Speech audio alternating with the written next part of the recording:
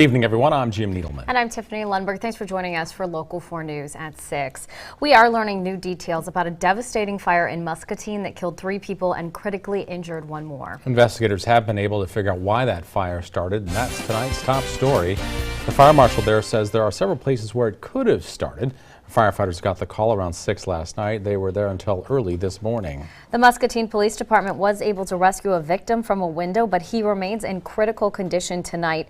3 other people were killed, and a family cat is being treated at an area vet. Today, neighbors tell Local 4 News seeing the house engulfed in flames was horrible. Local 4's Kelly Bowles is back in Muscatine and brings us the latest. Kelly? Jim and Tiffany, several neighbors watched in total disbelief as the house burst into flames yesterday evening. But if you tell me this isn't the first time something like this has happened here. In fact, the house next door here today, where the siding is actually melted now, replaced an apartment complex that burned down about 8 years ago. And another neighbor tells me she watched everything unfold from the very home she had to rebuild after it caught fire just 3 years ago. Now that same neighbor says she hopes she never sees something like this happen again.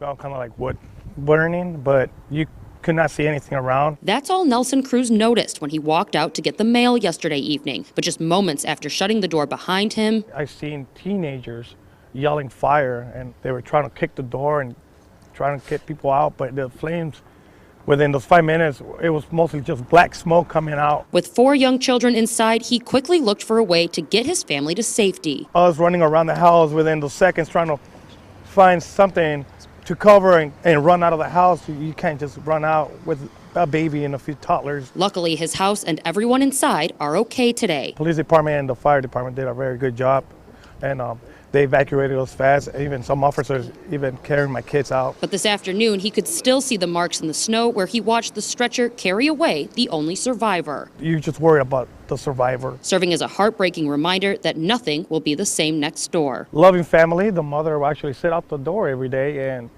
wait for the daughter. Always, every time I saw it, it was always a big hug, kind of like, Mom, I missed you. It was hard. For the 3rd time in less than 10 years, GWEN REICHERT watched another home go up in flames here on her block. Smell, and that was just like 3 years ago when we had our fire. You know, all those memories just come back. Thankfully, no one was hurt when GWEN's home went up in flames, but she says she feels horrible knowing she can't say the same for her neighbors. We didn't sleep easy last night.